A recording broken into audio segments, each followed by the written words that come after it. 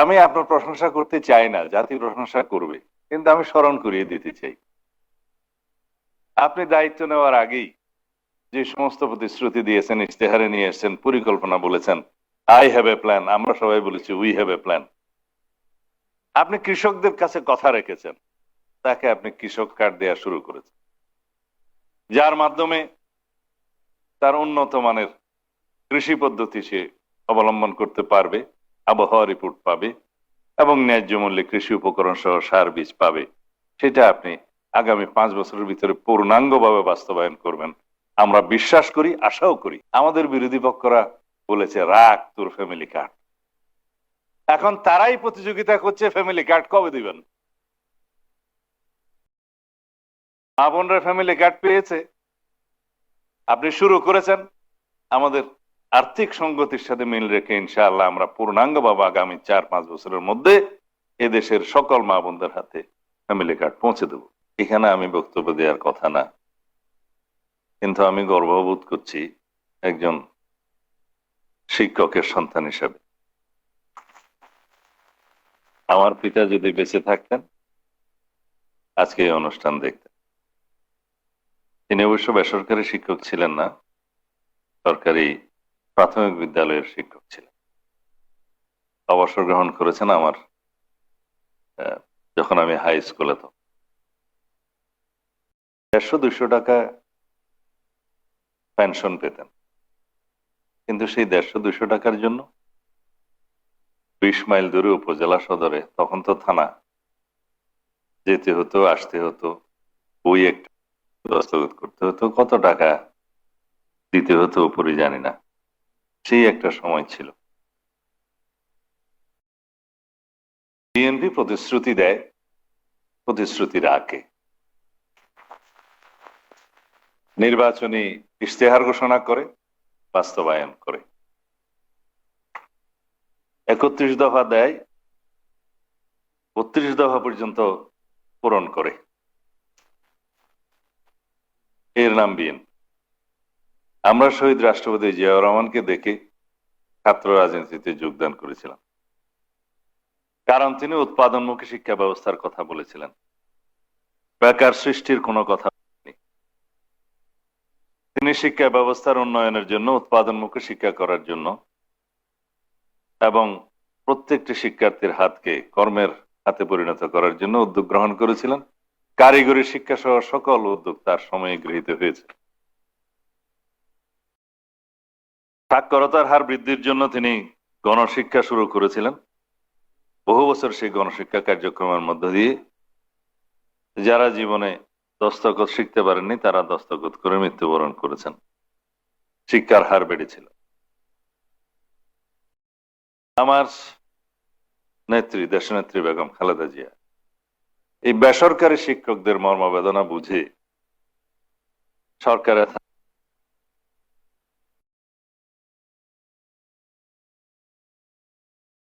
বুঝে তাদের জন্য অবসরকালীন এই ভাতার প্রচলন করেন। শিক্ষক কল্যাণ ট্রাস্ট তো আছেই।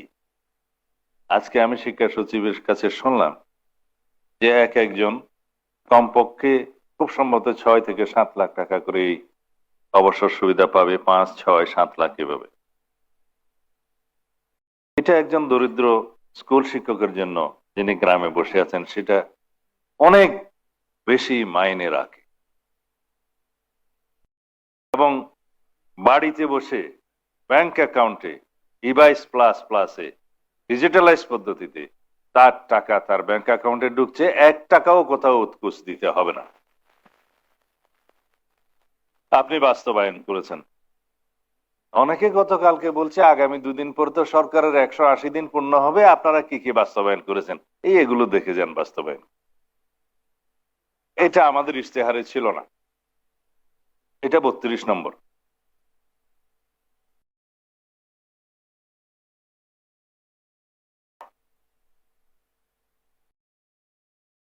স্কুল ড্রেসটা 33 নম্বর।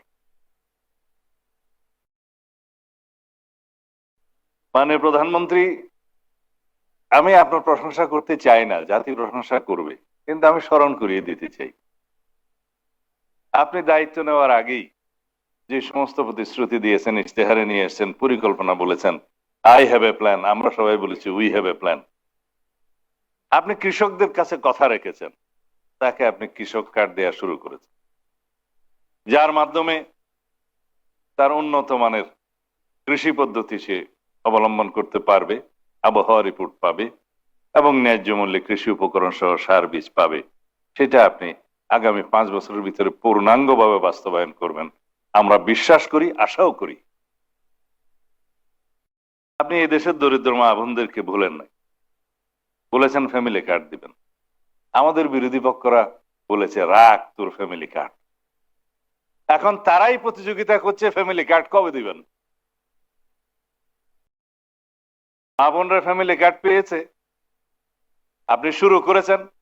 আমাদের আর্থিক সংগতির সাথে মিল রেখে ইনশাআল্লাহ আমরা পূর্ণাঙ্গভাবে আগামী 4-5 বছরের মধ্যে এদেশের সকল মা বোনদের হাতে ফ্যামিলি কার্ড পৌঁছে দেব।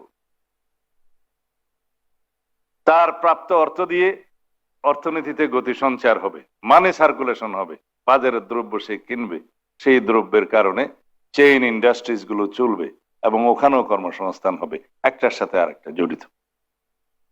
এবং বৃহৎ লোন যারা নেয় তারা হয়তো তসরুপ করে, কিন্তু এই অর্থ দরিদ্র ফ্যামিলির কাছে, মা বোনদের কাছে যখন যাবে, সে সেটা খরচ করবে ফ্যামিলির কল্যাণে এবং চেইন ইন্ডাস্ট্রি গুলো গড়ে উঠবে, তার আর্থিক সক্ষমতা হবে, ছেলে মেয়েরা শিক্ষিত হবে, দেশের সম্পদ হবে।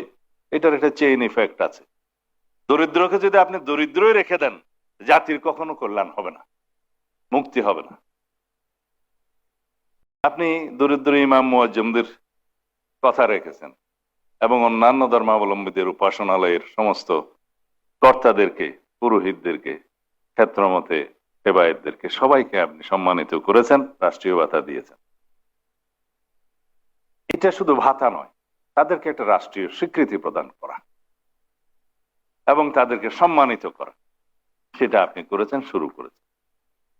দেশের এমন কোনো অঙ্গন নাই, ক্রীড়াবিদ, সংস্কৃতিজীবী সকলের কাছে আপনি আপনার প্রতিশ্রুতি পৌঁছে দিয়েছেন, রক্ষা করেছেন, কথা বলেছেন এবং পর্যায়ক্রমে তাদের সকলকে আপনার সেই কর্মসূচির ভিতরে নিয়ে আসবেন, যারা তাদের জীবনের একটা স্বীকৃতি পাবে, মূল্যায়ন পাবে। অর্থ বড় কথা নয়। এভাবে পরিবেশ প্রতিবেশ সংরক্ষণের জন্য, দেশের কৃষি উন্নয়নের জন্য, কৃষি উৎপাদন বাড়ানোর জন্য, মৎস্য উৎপাদন বাড়ানোর জন্য, লাইভ স্টক বাড়ানোর জন্য, পরিবেশ সংরক্ষণ করার জন্য খাল খননের মধ্য দিয়ে এবং বৃক্ষরোপণের মধ্য দিয়ে আপনি যে কর্মসূচি শুরু করেছেন, সেটা বাংলাদেশকে একটা সাস্টেইনেবল ডেভেলপমেন্টের দিকে নিয়ে যাবে। এটা শুধু আমরা বিশ্বাস করি না, এটা আমরা জানি, সেটা আপনি প্রতিপালন করবেন এবং দেশের মানুষ সেটা বিশ্বাস করে। যাই হোক, আমি তো বাউন্ডারির বাইরে বক্তব্য দিয়ে চলছি। আপনি এখন যে বক্তব্য এরা সারা দেশের শিক্ষক বৃন্দ অনলাইনে বসে আছে, তারা শুনবে। এখানে deputy commissioner, police super, DIG সহ সবাই, কমিশনার সহ সবাই বসে আছে আপনার বক্তব্য শোনার জন্য এবং সারা দেশের সমস্ত শিক্ষক সমাজ বসে আছে আপনার বক্তব্য শোনার জন্য। আশা করি তাদের মধ্যে আপনি নতুন আশার সঞ্চার করবেন, জাতিকে জাগরুক করবেন। সেই হিসাবে আমরা সবাইকে নিয়ে সবার আগে বাংলাদেশ, এই নীতির ভিত্তিতে এগিয়ে যাব ইনশাআল্লাহ। ধন্যবাদ আপনাদের সবাইকে।